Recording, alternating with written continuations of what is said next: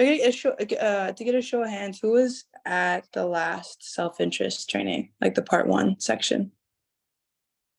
Okay, great. All right, so I say 4 folks. So Cassidy, I think you're maybe the only one that wasn't there. Okay, so just, we're gonna have a little bit of time to review, but when y'all are explaining, I'm gonna have y'all explain what we just learned last week. But just remember, sorry, not last week, what we learned 4 weeks ago. But just remember, Cassidy hasn't learned this yet either. So make sure to give some really good explanations around self-interest. So to get us started, actually, the first question is going to be a little review. So what is self-interest? Like, what does it mean to organize in your self-interest? And Dylan, I see your hands up. Oh, I just forgot to lower it, but I'll answer. Self-interest is doing an action that is mutually beneficial to you and someone else. Nice. Yeah, that's right. And what are some examples of that? Of like organizing in your self-interest? I suppose me getting my blood drawn was kind of selfish because I got to give blood and I got to get PFAS and plastic out of my blood. Well, right. Also, what exactly is that? Plastic? Yeah, there's like it's kind of inescapable for most people like in the like modern society to not get plastic and PFAS in their blood, and you can like prevent it however you can, but drawing blood is like the only way to get rid of it, because It's otherwise it stays in your body for a really long time. wow. So it's like plastic and this chemical called PFAS. Is that right? Yeah, PFAS is like a degraded form of a specific type of plastic. Okay. All right. I didn't know that. Well, yeah. So for example, that now for self-interest organizing, like that is in some ways, I think it's an example. It like represents what organizing your self-interest is, and that like, yeah, you're right. Like they get your blood so that they can use it for the hospitals um and surgeries and all those ways that we use blood. And then you also got to get your blood cleaned, which is great. So it's mutually beneficial. And I just want to reground us in the fact that self-interest as like a way to orient is really meant for organizing. So it's really meant to be used in the public arena. So it's not like we're not It's a self-interest. different idea. Yeah, it's like you don't. We're not saying that with your mom, for example. Like if your mom makes like if you make dinner for your mom, you should expect something in return from her. Like you know, like it's not. That's not what we're saying. I mean, that's not the intent of this concept. The intent is more about as an organizer, as someone who's trying to change the world and trying to win a Green New Deal, you must organize. Like the most sustainable way to organize is in a self-interested way. Um, and so like I guess what you shared, Dylan's like almost like a metaphor. Like that's a metaphor about how that organizing is, but it's not like that's not a moment where I'm like, you have to be thinking about your self-interest to draw blood. Like I think it's totally fine if someone just goes to the blood drive and just like gives blood because they want to just help people out, you know? Does Yeah, that make sense? that does. Cool. Nice. But then yeah, thank you for sharing though. That was spot on at least like what self-interest is. I would love to hear from folks. So like what are some examples of self-interest in organizing relationships?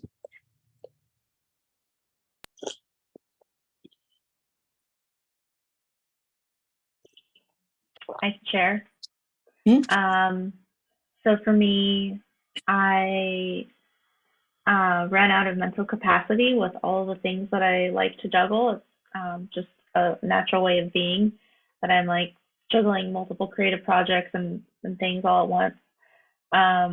So it's in my self-interest to give myself a lot of time of downtime to unplug and to recharge and rest and refresh myself because otherwise I just burn myself out. And so it's in my self interest for the movement to take care of myself and make sure I have really healthy boundaries around my time and when is like me time and when is organizing time. Yeah. Yeah, that's a great example, right? Like, and what is hard about keeping that time? Like, what's hard about keeping that boundary? Well, I mean, I'm feeling good about it right now at this moment, but in the past it's been really hard because I feel like maybe things are really urgent, like somebody really needs something from me really immediately, or it's really important to them. Even if it's not, my brain will tell me, "Oh my God, I need to get back to this person right away," and that's not always the case.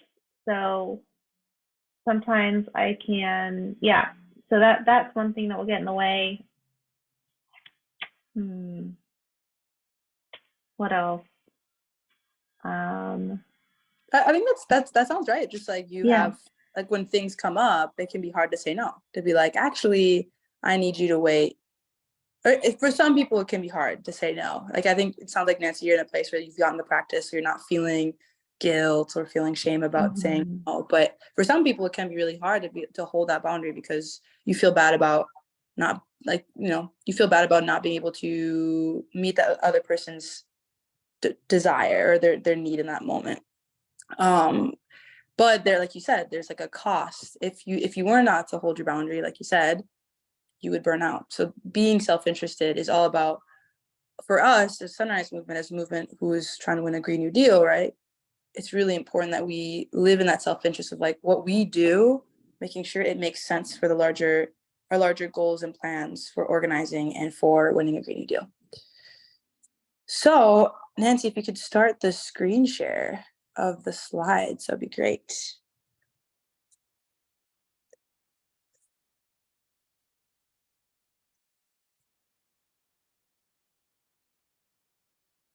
And we'd love to hear also, before we jump in, like, and I think this has kind of been said, but I want us to really feel clear on this, but why does it matter to organize in your self-interest? Like, why is that an important orientation?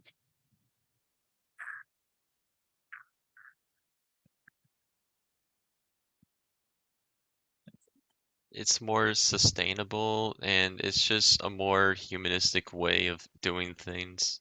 Mm-hmm. Nice. Yeah, it's more sustainable. Yeah, exactly. Humanistic. And also, I think it makes people take risks sometime too. Like, it makes you take important risks. Like, if you're in a meeting and you actually feel like someone's making a plan that you don't like, someone who's selfless would be like, I want to be liked by this group, so I'm not going to say anything, even though I know and I feel like this is a bad plan, So acting in your self-interest is actually mustering up that courage, mustering up that courage to say, to actually say what you believe. Like, actually, no, I don't think we should do the blockade here. Oh no, I don't think we should do. Actually, have we considered getting clipboards for this event, right? So it's knowing that it's in your self-interest to say your thoughts is so important as well, right? So that's also another layer. There's both a way that you use your time, but also encouraging you to like step up and not be afraid to do something that might make you seem unlikable at points because it's for the greater cause.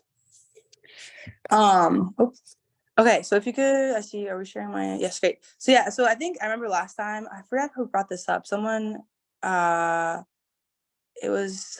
up how the word self-interest has more of a connotation of like being selfish.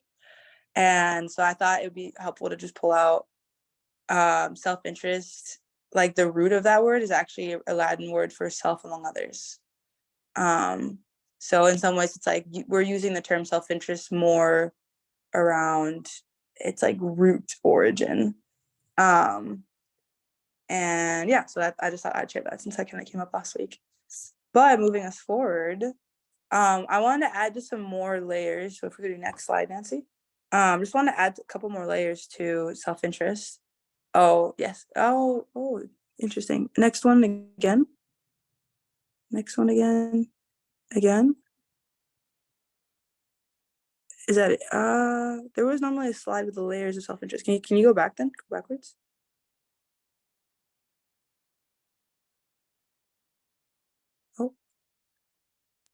Sorry, give me a second. My computer has a lot it is trying to do right now. So, I think that's why it's being really slow. Where we go.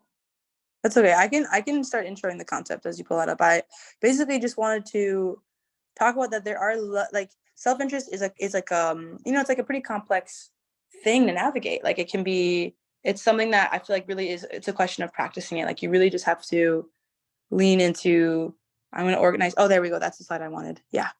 Okay, great. And so just to say, like, self-interest is something that takes time to practice and really embody.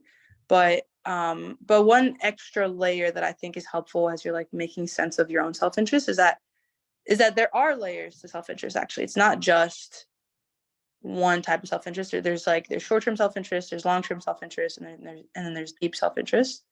And so for a short-term self-interest, that's about like your immediate needs. So it could be around job, your home, your safety, health, people's health, people's safety, people's whatever, like generally just things that you need in the moment.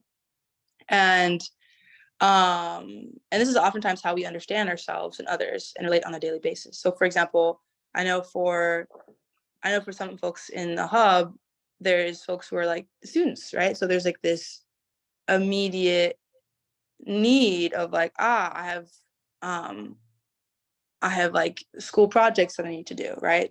So some folks actually are really able to combine their student self-interest with their self-interest as a student with their organizing, where they might. I had a friend once who actually wrote a paper, like one of her term papers was on Sunrise Movement and like just an analysis on it. So like it actually has supported her in her short-term self-interest to like do that, to like be a part of Sunrise. And I know for a lot of people, actually, this is true for me, for a lot of folks, is that as you organize, you actually get developed in a lot of skills that are like directly helpful for getting jobs or doing work in the other like in your workplace, in your home, in school. So those are examples of like how our organizing can actually really meet our short-term self-interest.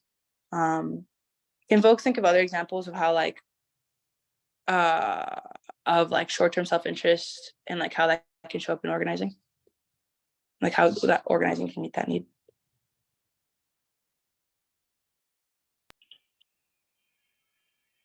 I know I don't know if you can see the chat, so I'll just raise my hand.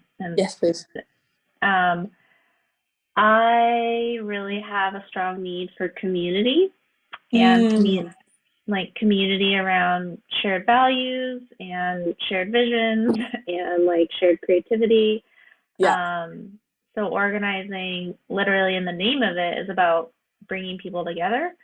So that definitely is a self-interest for me, as I've always loved bringing people together, and so it goes hand in hand. That's amazing. That's a really good example, and I feel like drop like maybe like a plus in the chat if you resonate with that. Of like, yes, this is something that I came to organizing for as well. Yeah, I'm gonna drop pluses. Oh, ignore the you. I'm on my phone, y'all. My computer's getting fixed. But yeah, no, so many people come to organizing for that. That's really good. Nice. And also that's why it's so important too, like really creating those spaces for community as well, like time to socialize, time to just be human with each other, because that's also a big reason why people stick around, right? Then there's long-term self-interest, and that one is about kind of like, how do you see yourself in the future, or how do you want others to see us? Like, what do you want for your future? So this actually, I think, kind of pulls in both, what are our desires for how we want to change the world, right? So like for yourself, for me, for example, like I really want to be able to live somewhere warm, right? So I can't deal with the cold. Like right now it's 75 degrees in my house and I'm like, I'm still slightly chilly, it's like I'm really built for heat.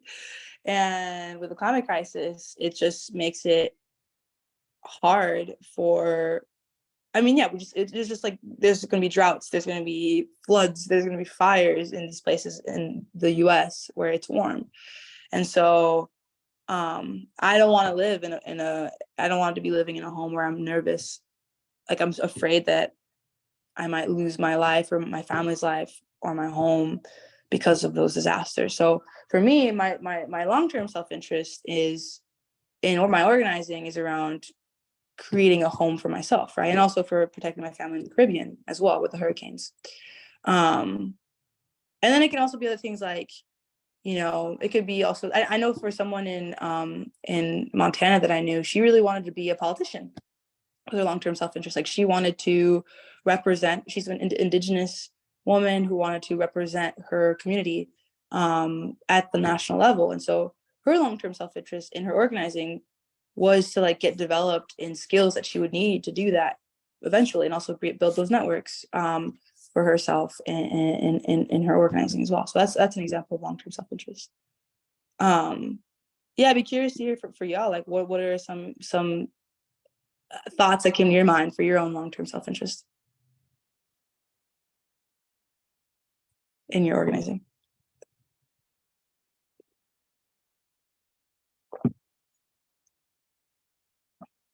I would love to hear some new voices.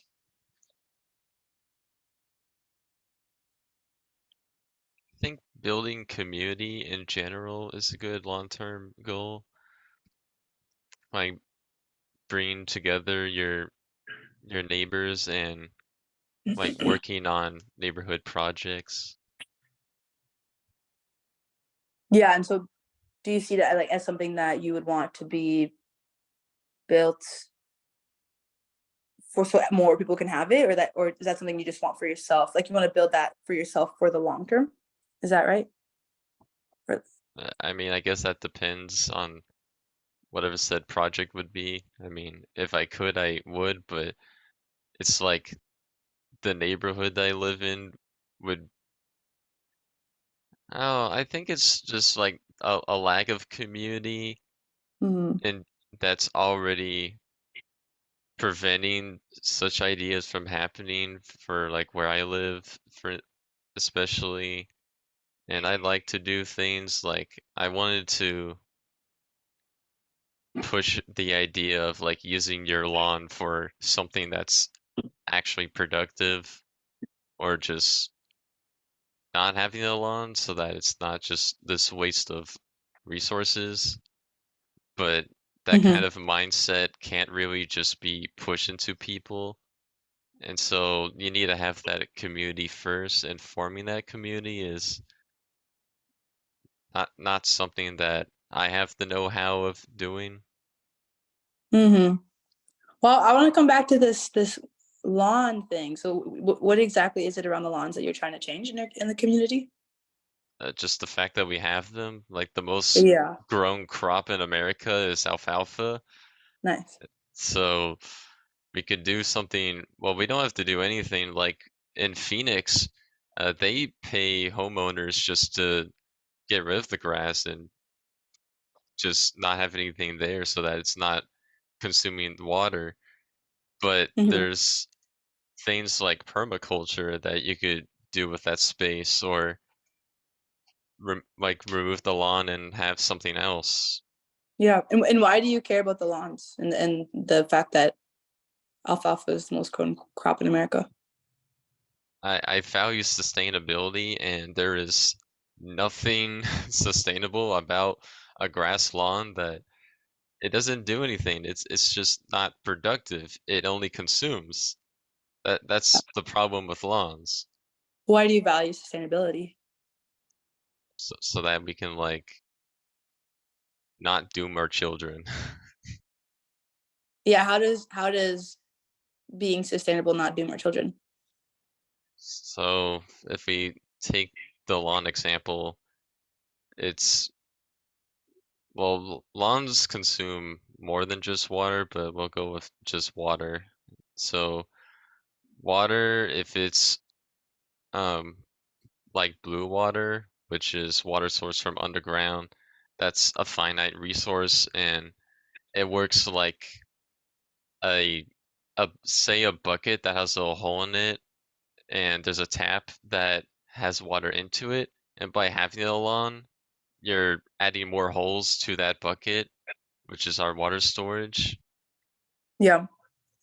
Well, I guess Are you saying that you're nervous about us not having enough water to drink and to use for our daily needs? Is that Not what you're concerned not about? necessarily. That's just an example.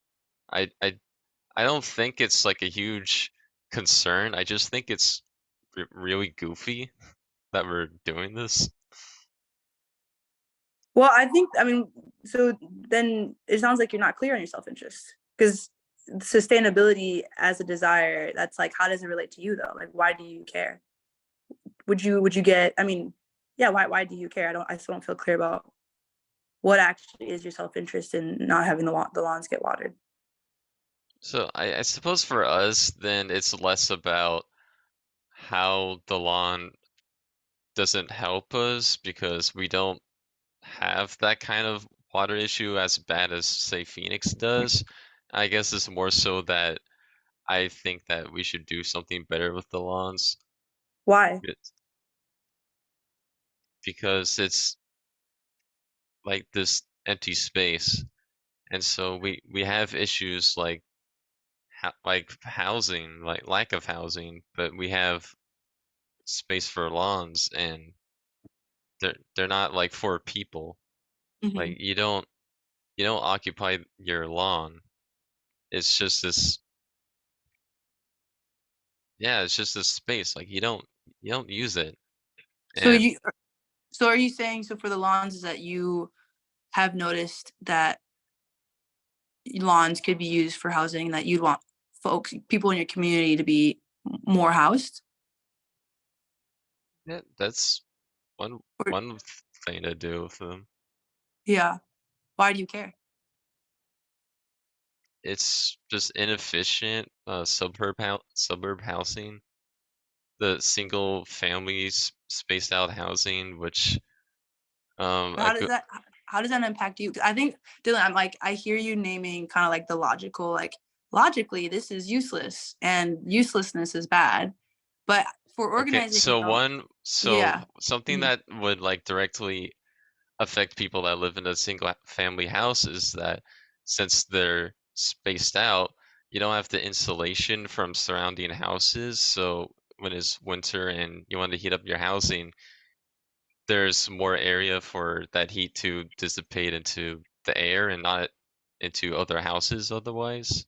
Mhm. And And so so you that want, means mhm. more electricity or and gas use for each person. So for yourself as well, it sounds like you would want to pay less for gas and heat. Yeah. Right. So that would be a clear articulation of your self-interest for the long term of like you don't want to be spending as much money. You don't want to be spending as much money on your gas and your heat and your utilities. And you also don't want your community to have to be spending so much money on that utility. So you want to win a Green New Deal. So you're wanting to organize for sunrise. Yeah. Does that make sense, Dylan? Do you hear the difference in like saying I just want to be sustainable versus this is actually how this is impacting me and what I want to see changed in my community. Yeah, Right. that's a more active voice. Yeah. And I think I mean, what I guess I'd love to throw it to the group. How else is it supportive to be articulating your self-interest from a place of actually like, what is it that you and for your community as well, you want to see change? Like what's helpful about naming it that way and feeling grounded in that way? I think it's more relatable to other people. Mm-hmm. It's more easy to interpret that th this change that would help me would also help someone else who hears about said change. Mm-hmm. Mm-hmm. Yeah, yeah, no, that's a good point. Nancy, I was how you put a star in the chat.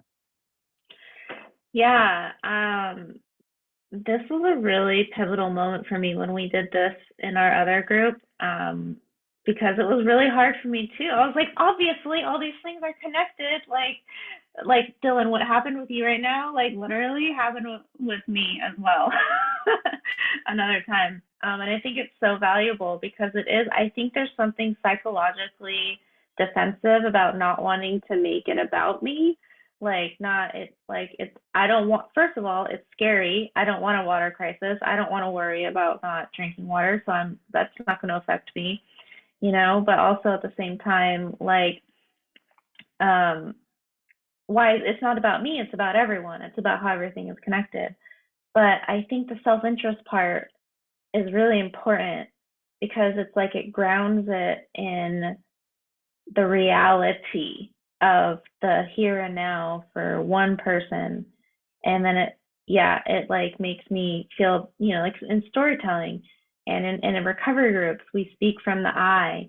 And like when I can say I'm concerned because of this in my life, yeah, like Dylan just said, it kind of sparks it for other people to think about how is all of this affecting me? Yeah, that was really good, Nancy. Also, round of applause to Dylan. I did put you on the spot there, so let's get some snaps for Dylan. Thank you for doing that and answering those questions. Yeah, I think that's totally right, Nancy. And I think it's like, I will say, I think the self-interest is an orientation that, the way I understand it at least, is that like it's something that a lot of organizers have crafted over time and have seen like being rooted in that, like you said, Nancy, the I statement. Like, what do you have to lose? What is your stake? It's just the best way for you to be able to show up in a sustainable way. Like, if you really feel that sense of personal stake, if you got skin in the game, it's really what it is. Like, if you feel like you got skin in the game, you will show up. You will be able to show up both in terms of like making hard choices, right? Sometimes when you're organizing, you have to make some hard choices of like, I'm going to say this thing in this meeting right now, and it might not seem cool, and it's like, will you do that if it's just about sustainability abstractly? Like for a lot of people in the past in the organizing, like being just like, I'm for sustainability, it's just not motivating enough. It actually can be less driving, right, than saying, actually, this is my stake. If you really feel like your life is on the line, if you feel like your community's safety and health is on the line, when you show up to a meeting, when you show up to an action, when you show up to a text message, you show up with more intentionality, right? And I think it also allows people to trust you more. Because I will say, Dylan, too, like, especially as a person of color, like as a Black person, I'm like, when you show up, you're like, I just want to do sustainability because it's important. I'm like, it's harder for me to trust you and like where you're coming from. If I got to get clear about what skin do you have in this game, and how can we actually be organizing to support each other's lives and each other's humanity. So, Dylan, yeah. I just wanted to be clear. The message that you're giving is not to say people will be negatively affected by whatever, but instead say I will be negatively affected. Yeah, I think so. It's like you and who do you know, right? Like what's the stake that you have personally? So I think you were naming your like, I heard you name around the you wanted housing on the lawns. I'm like, why do you care? Like, who do you have people in your community that need housing? Who do you see that needs housing that you really care about? Why do you care about them getting housing? Like, it doesn't feel clear when you were saying these things. I'm like, I just literally didn't understand why you cared. Because there's lots of people like you that don't care, right? And it's like, what is it specifically for you? Like, why do you care about those things? Do you see what I'm saying? Yeah, that makes a lot of sense. Mm-hmm. Cool. Great. Well, thank you, Dylan. So then just getting back to the levels of self-interest. So you have long-term self-interest. So I think, Dylan, what you named, what I actually would articulate as long-term self-interest is that, like, this is an example. I think for the sake of time, I'm going to move us forward, but like an example of what I kind of heard from you around the long-term self-interest is that, I'm going to use the water example just because I know you kind of push back on this, but I'm just going to use this as an example for now. But you could say like someone's long-term self-interest is that they want drinkable water, right? They want water to shower. They don't want to have to pay a lot of money for water utilities, right? Or have to, like, for some people, they literally have to, like, they can only buy water from water bottles because there just isn't water available or drinking water available. So your long-term self-interest is that you want to always have water coming out of your tap. So as you get older. So that could be your long-term self-interest over time, because the climate crisis is an over time phenomenon, right? And then your deep self-interest is actually about your legacy. And so that has to do, it's about the quest for significance beyond your physical life, right? So how many here believe that they were born to do something significant, like something world shaking? Raise your hand. Like, raise your hand if you're like, I feel like I'm someone that is meant to change this world. Okay. Nancy. I see one person. Okay. Well, I guess that's an example. Like, that would be an example of someone like your organizing can meet that desire of like, you want to be that world changer, right? You want to be remembered in the history textbooks for having been that person that stopped the climate crisis, right? So that's an example of legacy. And I think there's other ways too. Like, I think in a smaller sense, it could be like, how do you want to be remembered by your family? How do you want to be remembered by your community, right? Do you want to be remembered as someone that just stood by as these things happened, right? As the climate crisis raged, or do you want to be remembered as someone that did something, that stood up, right? So that also is self-interest, right? Self-interest in how you are remembered. Okay, great. Well, any questions on the levels of self-interest?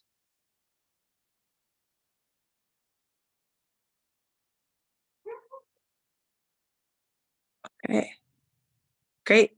If we could stop screen share for a second, Nancy, that'd be great. I'm gonna do a little story time.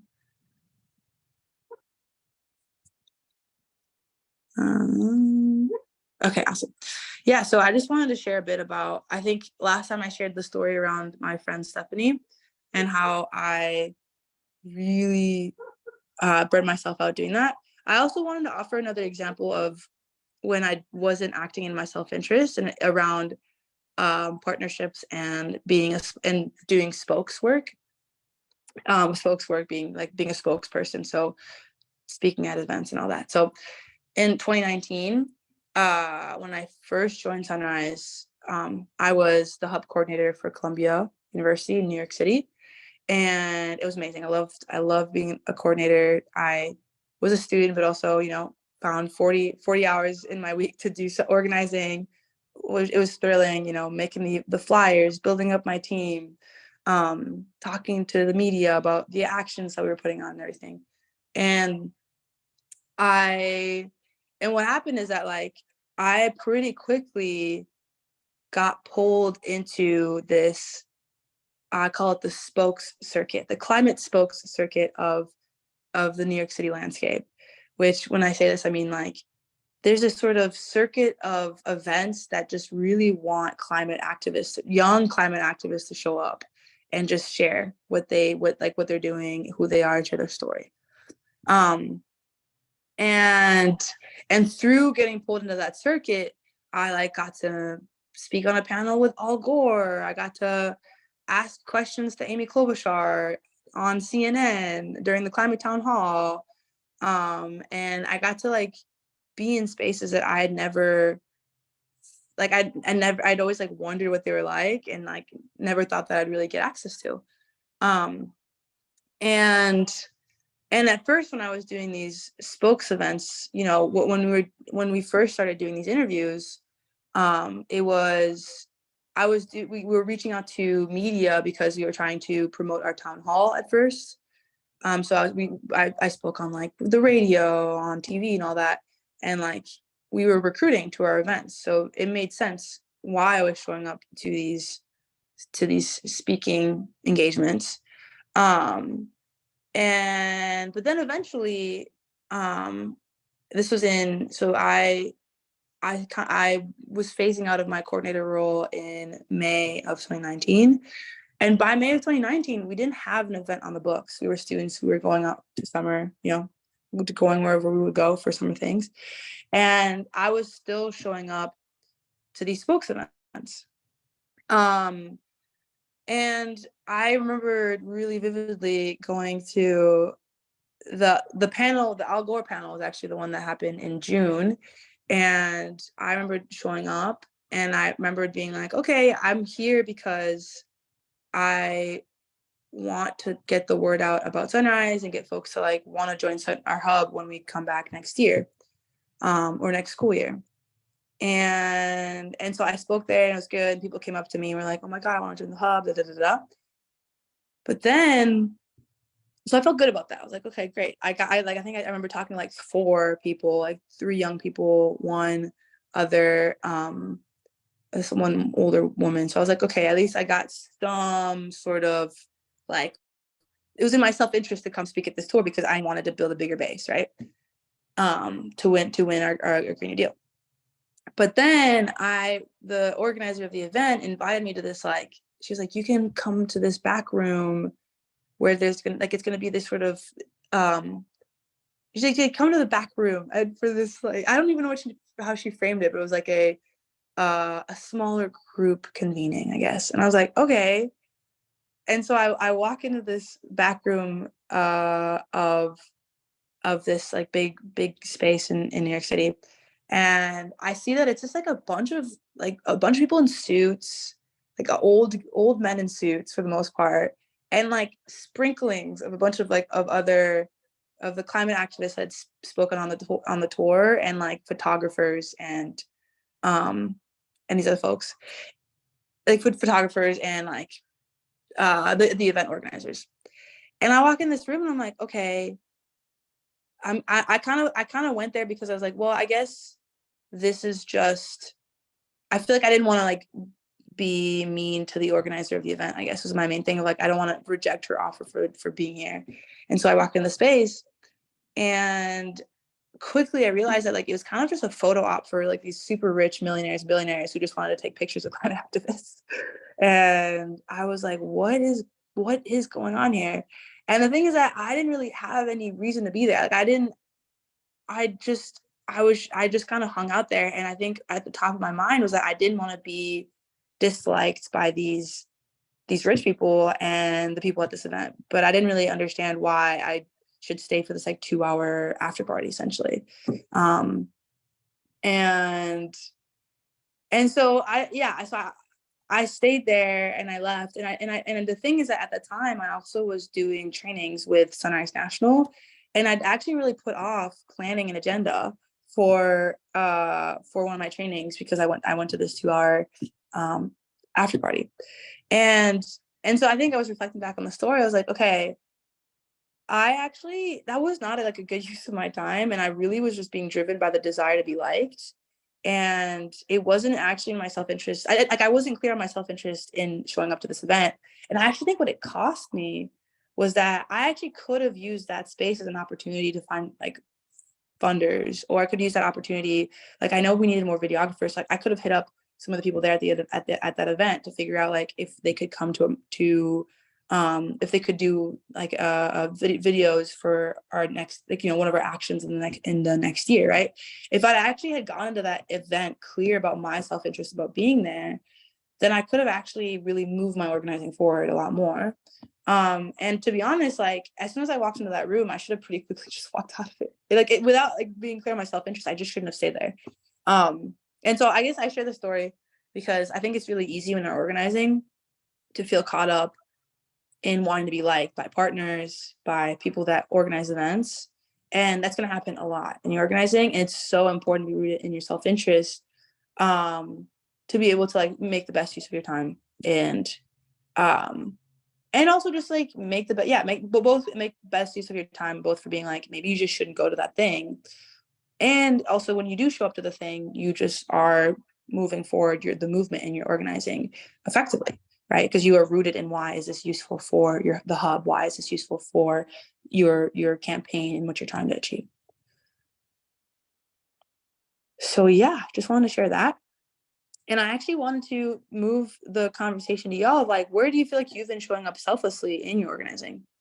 Yeah, I just wanted to open that space up.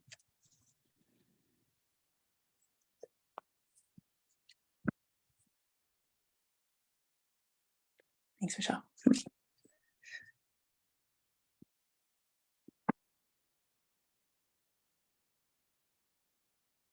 And just actually, Nancy, if you could share the slide again about if you could just share the slide where there's the selfish, self-interest, and selfless.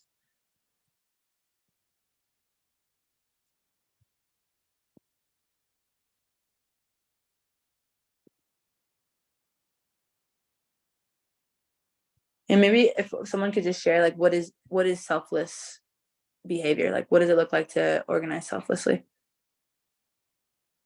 Because basically what I was doing is I was being selfless. When I showed up to that event, I didn't say this part. When I showed up to that after party, I was being selfless because I just didn't want to hurt her feelings, and just showed up because I felt like I had to.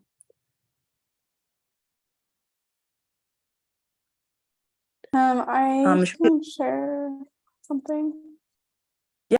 I was just gonna say, like, I think I kind of, like, when I first joined Sunrise and started doing stuff, like, I think I approached it maybe in a more selfless way of being like, I'll just fill the role that like anyone else needs me to fill, sort of. And like I think that led me to like doing a lot of social media stuff, which I like knew that I wasn't really, that like I really just knew I didn't want to do that. But it was kind of like, yeah, I guess just focusing on wanting other people to like, yeah, I guess wanting others to like me, or wanting others to like not be overloaded with work that like they didn't want to do. And that just led to me like not being super engaged in the work that I was doing anyway. So it ended up being like probably not super helpful in the long run anyway. Yeah, thank you for sharing that, Cassidy. And how was it? What was the cost? I heard you kind of name it, but if you could articulate it again, just like it sounded like you were saying that you just got tired, or the comms wasn't as good, or like what exactly was the cost of that? I think it just kind of led to me like not being like, just being less involved in Sunrise in general, and like kind of not feeling super engaged in it, and like taking some time away, and yeah, I guess just feeling less like connected to why I was there. So yeah, the cost was like me actually showing up less in the long run. Yeah, no, thank you for sharing that. And what's the bigger picture cost of you not showing up? Like bigger picture for the Sunrise Hub, like the LA Hub. I'm sorry, the Long Beach Hub. My bad. Also, Nancy, could you share slide 3 real quick? Yeah, there we go. Thank you. What was the cost of like for the Long Beach Hub of you not showing up? Just having less people, I guess, and less. Yeah. Yeah. And what was the cost for you, like in your self-interest? Like what?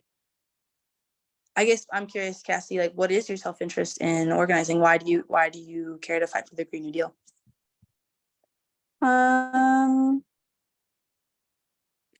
I guess like, well, when we were talking about the long-term thing, like I was just thinking about like I am from New Mexico, and like I definitely have ideas of like going back and living in Santa Fe where I grew up, and like, yeah, I guess being able to choose where I live without the like threat of it just having like no water, or it's also like a big ski basin there, and like just, yeah, like as climate changes, like a lot of people that I care about there are gonna suffer. And also like for me, it's like I don't get to live there in the future like how I think that I may want to, I guess. That's great. Right. So that was awesome. Thank you, Cassidy. Yeah, like you want to maybe live in Santa Fe, and there's a huge drought in New Mexico. The Colorado River is drying out.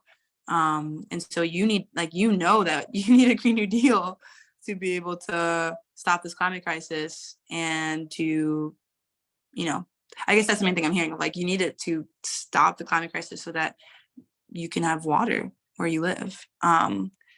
And so the cost of you not showing up was that the Long Beach Hub had one less leader, and our power really comes from people. So that was, yeah. So the cost of you not, in this case, what I'm hearing is that you didn't speak up, right? You didn't speak up, or Cassidy, correct me if I'm wrong. You didn't speak up about not wanting to do comms. Is that correct? Yeah, I think so. I mean, yeah. Great. So yeah, you not speaking up to do comms. Sorry, you not speaking up saying that, hey, I actually don't want to do comms. Can I do something else? meant that we lost the leader for this and for making your home a safer place. Like there are consequences, like big picture consequences about selflessness, right? So Cassidy, which is normal. Again, it's so normal. I've been selfless. We've all probably been selfless at some point. And I'm actually curious, Cassidy, what would it have looked like for you to actually act in a self-interested way in that moment? What would have looked like for you not to act selflessly when they were like, hey, can you do all these comms things?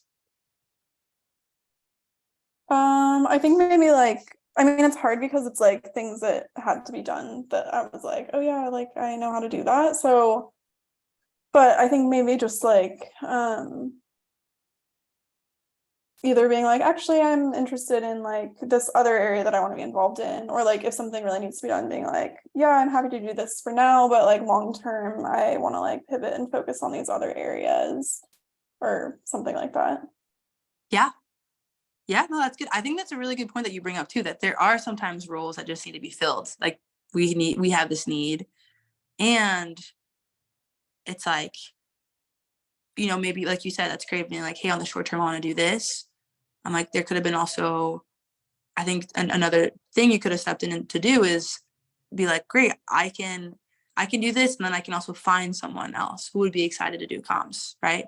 So whenever you're holding a role that you don't like, I think there is something important about knowing that there's just so many people out there that are like wanting to get engaged with the Green New Deal, wanting to get engaged with Sunrise, and that part of acting in a self-interested way is also developing people into the work that you're holding, right?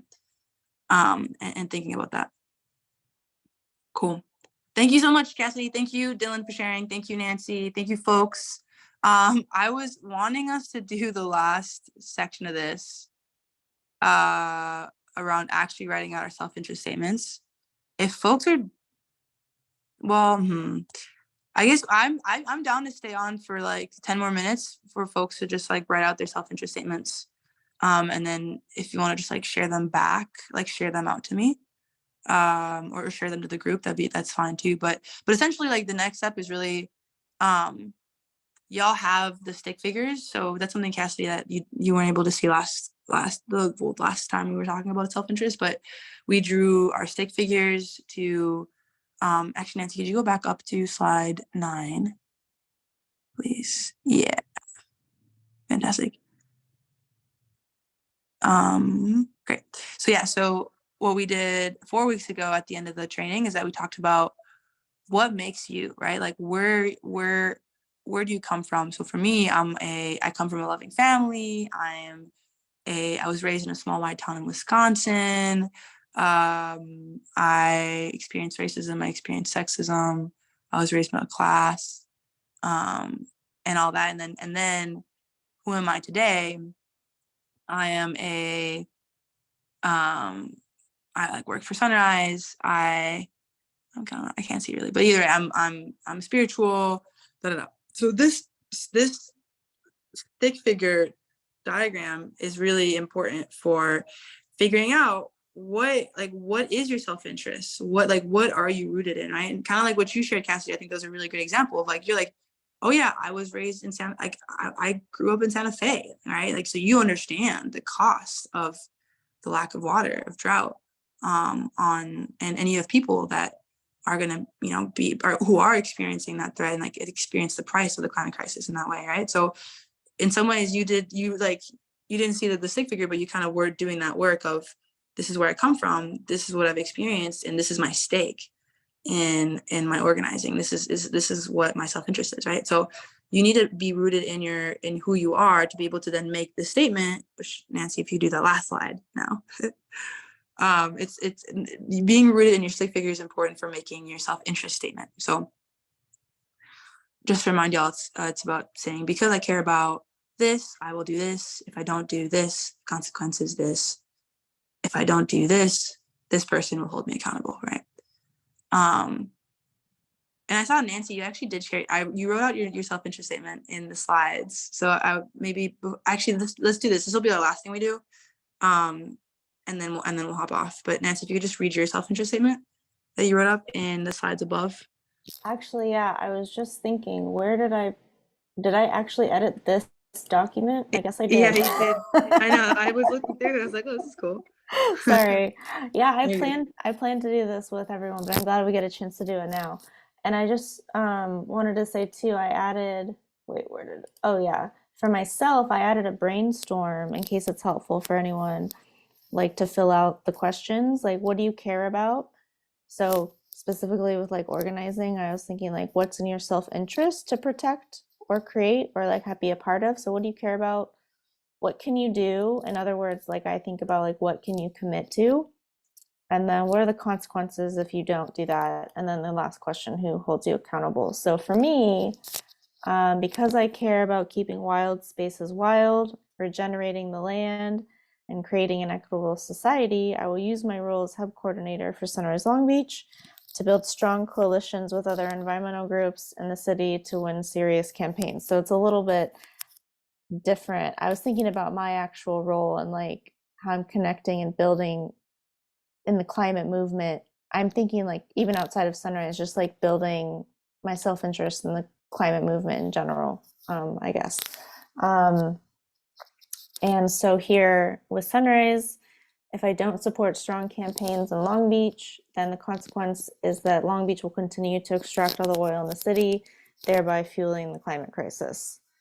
And then if I don't support strong campaigns in Long Beach, right now, my CDT team is holding me accountable. So Snaps for Nancy. Thank you for that impromptu share back. Thank you. Great. Yeah. So we're gonna drop the slides in the chat. If you could do that, Nancy, that'd be awesome. And then just really encourage y'all to write out your self-interest statement. It's a really great practice for figuring out what actually is what is your stake? Why are you here? What do you need to do? Right? Like what do you need to step into right now? Rooted in your self-interest. So, and again, thank you so much, Cassie, Dylan, and Nancy for sharing today. Anything else before we hop off?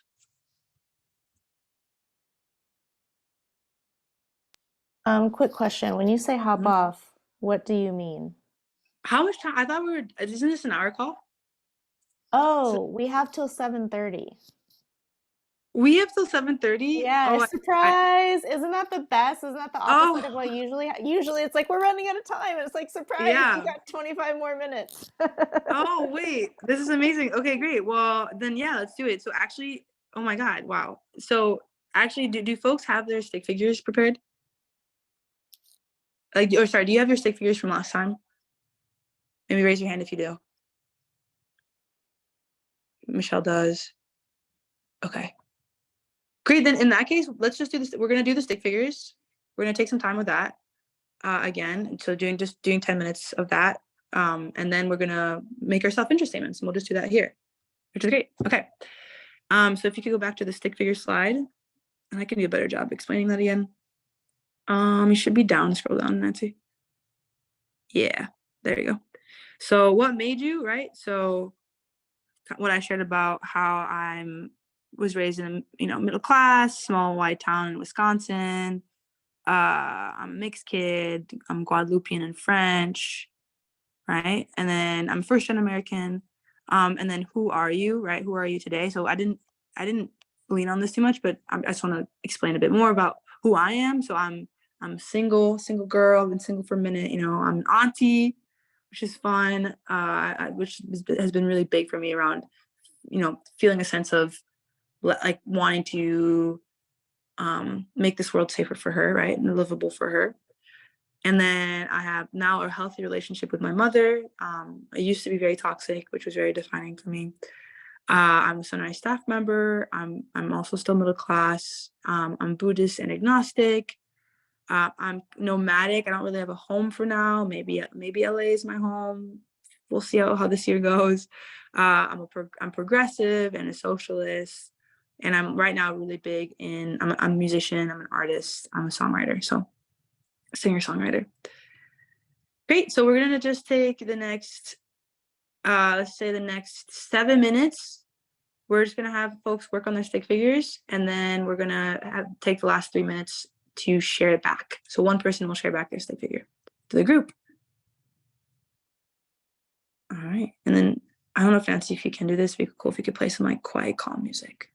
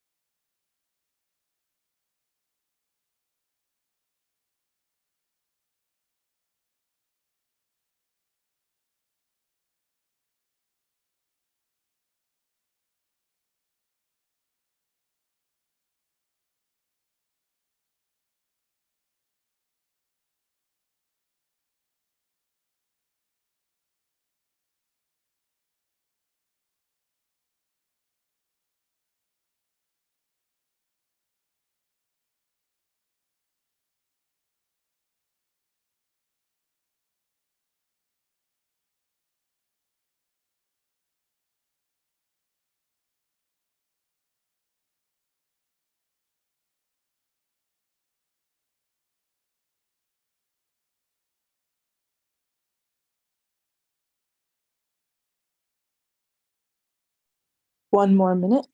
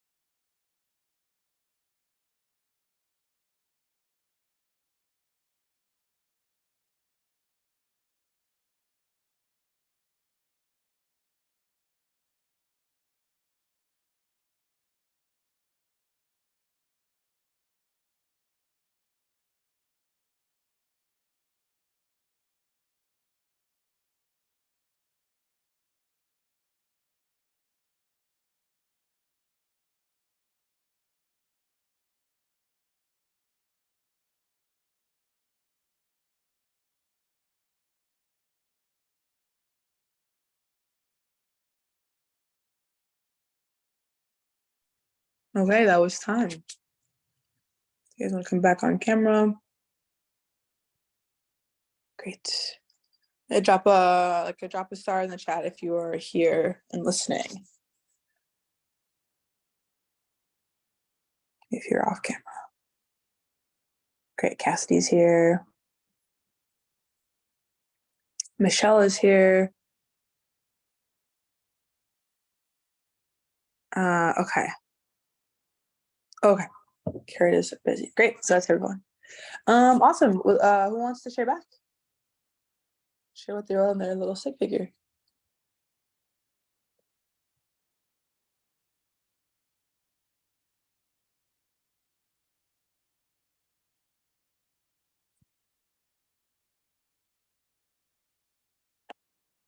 Any volunteers? Maybe Dylan. Dylan, would you want to share?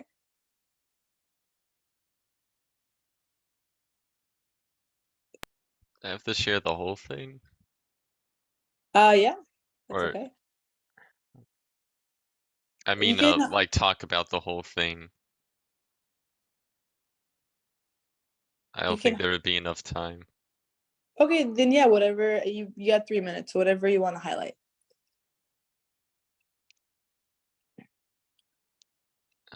So for what made me, electronic music is a huge part of my life, and that like brings me motivation and ideas out of me. Science. I like science. I'm majoring in chemistry. Um, oh, being secluded by my parents, that still affects me. I still have trouble getting to sunrise meetings just because they don't want me to go out. So like the last time there was a house party at Nancy's house, I only got to go because my parents were gone. And who am I? I'm a big socialist. I despise cars. I think that other forms of transportation need to be taken more seriously. I'm overly logical. And I'm a designer. I like creating things. Yay, let's get some snaps for Dylan. Thank you for sharing. Let's actually, I think we have time for one more. Let's do one more. That was great, Dylan. You did a good job there, sharing it just like the top lines. Maybe Cassidy, you want to go? Sure. Okay, so what made me loving family also, I kind of copied yours somewhat. Arts and crafts, playing outside as a kid, being a student and always really loving school. I'm white, and New Mexico and Southern California, traveling, my sisters and my cousins, music and art, and sports. And then for who I am, single but platonically partnered up with my best friend who is always with me. I'm a graphic designer. I'm also an aunt. Being a friend, my friendships are really important to me. Being an artist or trying to see myself in that way. Being a community member, especially in Long Beach specifically. Being sporty, someone who takes time to take care of myself and continues to be open to growing. Nice. Snaps for Cassidy. Thank you for sharing. Okay. All right. Thanks, y'all. So now we're going to move into writing up some self-interest statements. So, Nancy, if you could share. Oopsies, I accidentally muted myself. If you could share the slide with the self-interest framework thing. And yeah, we're just gonna take the next. So the idea here is really like from what you wrote down, you know, what is your self-interest, right? So because I care about blank, so that first sentence is really gonna be informed by what you guys wrote down, right? So because I care about blank, I will do. And so that's really a sentence around what are you gonna do in the hub, right? Or what's your like what are you gonna do? Like what are you gonna take responsibility for? Like what it could be a small thing, right? It could be as simple as I will speak my mind. Like I will be upfront about how I'm feeling, right? So it could be like because I care about my my home in New Mexico and my family in New Mexico, I will speak up when I feel like I'm being given a task that is not going to be is not sustainable for me, right? That could be one, right? An example. But it's really about what are you going to do that relates to your organizing and kind of like this bigger change that you're making in society. If I don't do that thing, the consequences, right? Like there's always a cost to not acting in your self-interest. So what's the cost of it? And then if I don't do it, this person will hold me accountable. It's really hard, y'all. It's like we're fully acting in your self-interest. It's a hard task. So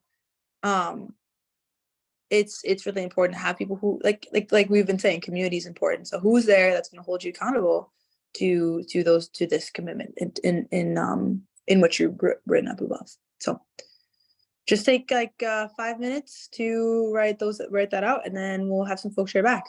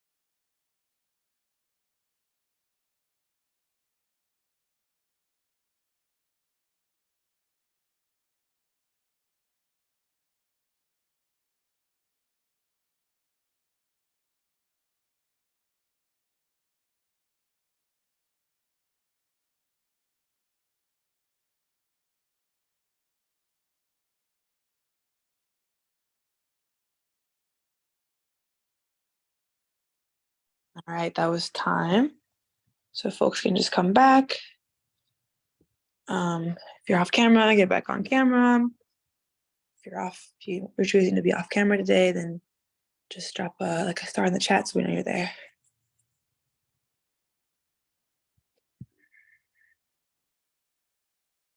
Okay. Great. Cassidy's back, Michelle's back, and then Dylan and Nancy are back. Okay, awesome. Once again, who wants to share their self-interest statement?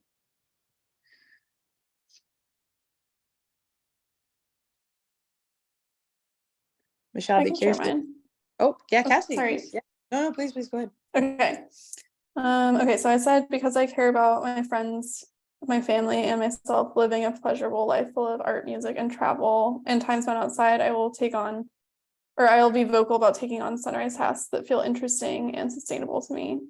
If I don't do that, I'll burn out or become disengaged from the movement. And if I don't do this, my best friends will hold me accountable. Yeah, hell yeah. Snaps. Amazing. Thank you, Cassidy. That's good. Michelle, I'll be curious to hear yours.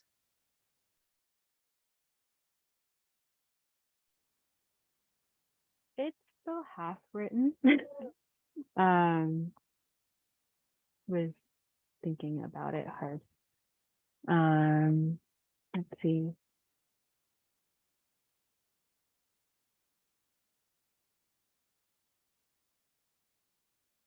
So far, got because I care about the beauty of this planet and in sharing a long, joyous life for myself with others. I will help grow our base in Long Beach to fight for a Green New Deal. If I don't, and then I don't have the rest of that.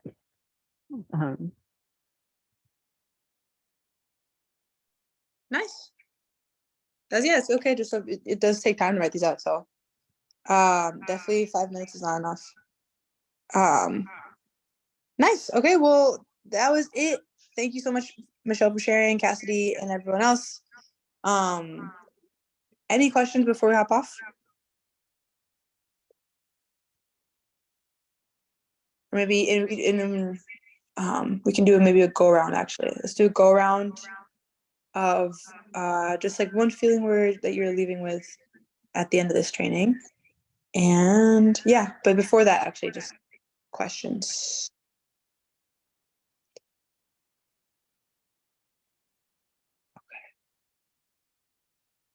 Okay, cool. Let's do a go around. One word, one feeling word at the end of this training. And I can start us off. I feel excited. And I'll pass it to Nancy. I feel clear. And I'll pass it to Dylan. I just feel kind of calm. Like things are okay. I'll pass it to Kurt. Oh wait, he's not here. Oh, he's dealing with stuff, but I can tell you he feels frustrated. Oh no. I'll pass to Cassidy. I feel glad, I guess, this is more than one word, but I just haven't been to a meeting in a while, so I feel like this is a good one to jump into and feel like, oh yeah, re-centered. So yeah, I'll pass it to Michelle. You didn't go yet, right, Michelle? Yeah, and I feel hopeful. Aw, great. Well, thanks y'all for sharing. And that's all we got, right, Nancy? Or Yeah, just one quick announcement. Just announcements before we go. Movie night on Friday, and then the next 2 weeks of meetings I think are going to be really good. We're getting our days correct, but one of them, I'm actually building my presentation right now, and I think it's going to be this coming week, so stay tuned on Slack. But this coming Monday, I'm building a solar punk discussion and activity, and like a solar, I don't know what to call it yet, a program. It's not a class. Well, I mean, I am building a class. I guess I'm building a solar punk class that I would love to share with people, and I hope to get a lot of people in it because it's going to be really fun. It's going to be about envisioning our future world here, kind of building on what we just did right now. Okay, now how do we go envision it, and then how do we go and create it? So come, just keep, if you can, the next 2 weeks are going to be good for meetings if you want to come through.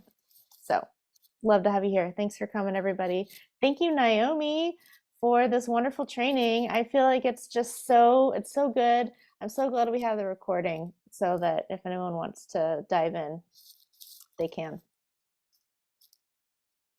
Yes, thanks y'all. Thanks for being a great little group here. It's been fun. All right, have a good night, everyone. Thank you. Bye. Yep.